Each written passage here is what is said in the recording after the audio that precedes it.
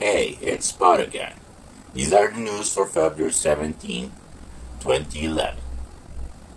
Len Lesser, the actor who played Uncle Leo in the sitcom Seinfeld, died this morning at his home in Burbank, California. Thanks for the memory, Sunk. In Hawaii, the state Senate has passed a bill legalizing same-sex civil unions. The House has already passed the bill, and Governor Abercrombie said that he will sign it.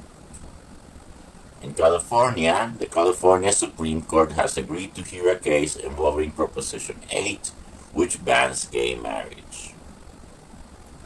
In Arizona, they are considering a bill which would ban the use of photo radar for speed and red light enforcement. These devices have been shown to be very inaccurate, ineffective, and even counterproductive.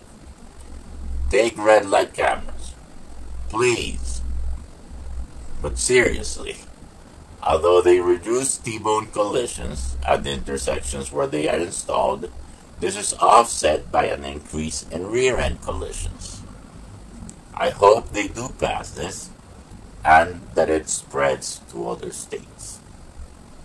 In Wisconsin, state employee unions are rallying against Governor Walker's union-busting bill. Even members of unions not affected by the effort to end collective bargaining rights have shown up in support of those who are affected.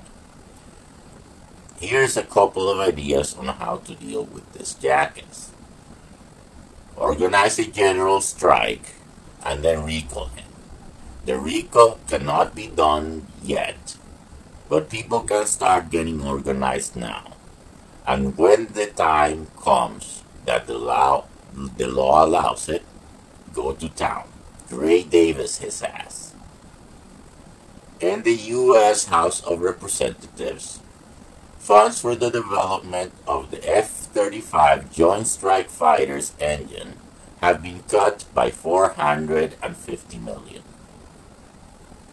In Bahrain today, as protesters were attacked by riot police at their encampment at Pearl Roundabout, 3 people were killed, 17 are reported missing, and over 200 were injured. Increased army presence has been reported subsequently. Boy, the monarchy had better get their act together and make some concessions while they still have the opportunity.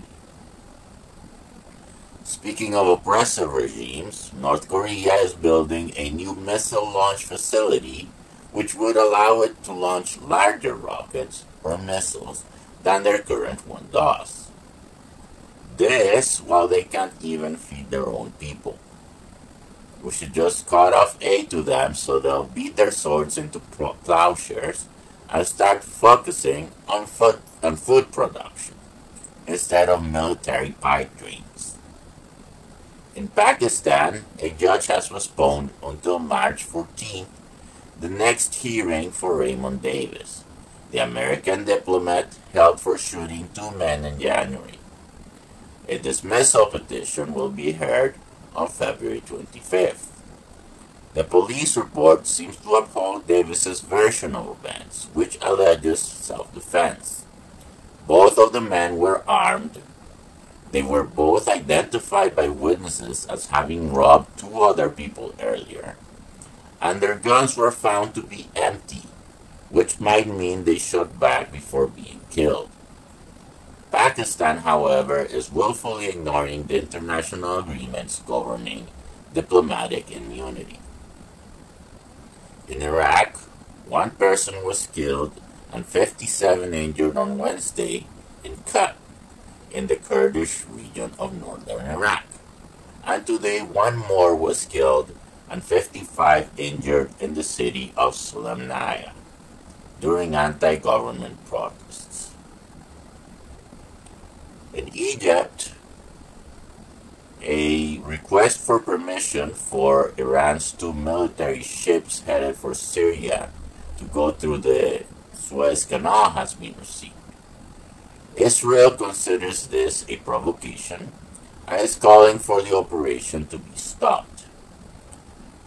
The rise in tensions caused a temporary spike in the price of crude oil yesterday. Also in Egypt, the Ministry of Antiquities is striving to reopen its tourist sites by Sunday in what is hopefully one step of many needed towards the return to normalcy. Lance Armstrong has announced he will retire from the sport of cycling to dedicate more time to his family and to the Livestrong Foundation. We wish him all the best. That's my take on the news. Thanks for watching and have a good one.